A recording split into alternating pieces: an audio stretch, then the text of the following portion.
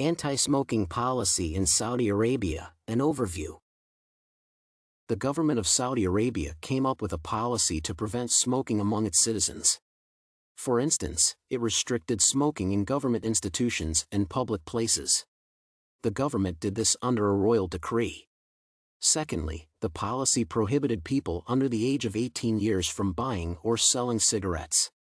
In a certain court case on smoking, the court ruled out that a woman was to file a case against her husband just in case the husband smoked a cigarette. The court allowed for divorce in such cases.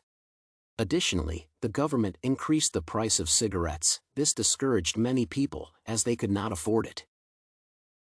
The government prohibited all tobacco advertisements to protect and prevent influence on non-smokers and second-hand smokers. The government even banned smoking at airport premises. Violators were to pay an 200 Saudi riyals fine. This was done through the General Authority of Civil Aviation. In hospitals, those found smoking were to pay a fine of 200 Saudi riyals. The policy was even implemented in all tourism premises. The law was imposed on both locals and tourists. By 2010, Saudi Arabian businesspersons who own the alcohol centers cleared alcohol in their businesses.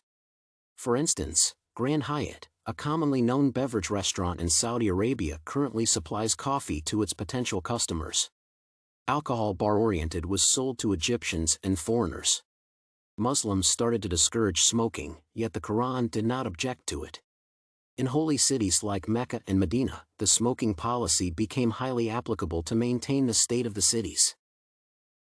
In addition, during the fasting of Ramadan, smoking was prohibited since these days were considered holy. Research by Russian news agencies in 2012 showed a decline in smoking in about 600,000 women. The smoking rate in Saudi Arabia ranges from 47.5% of students, 22.6% of adults, and 25% of elderly people. Among males, it ranges to 26.5%, while 9% are females. Smoking cigarettes causes lung cancer as well as mouth cancer. The disease gets worse each year as smoking occurs slowly. Other cancers related to smoking are bladder cancer, esophagus cancer, pancreas cancer, and cervical cancer. Secondly, smoking causes chronic obstructive pulmonary disease. It damages the alveoli, thus causing breathing difficulties and eventually death if no medical attention is accorded in time. Smoking also causes high blood pressure smoking and can lead to a heart attack. Markedly, the difficulty in breathing can lead to asthma. Tobacco contains chemicals that are capable of damaging blood vessels, forming a layer of fats.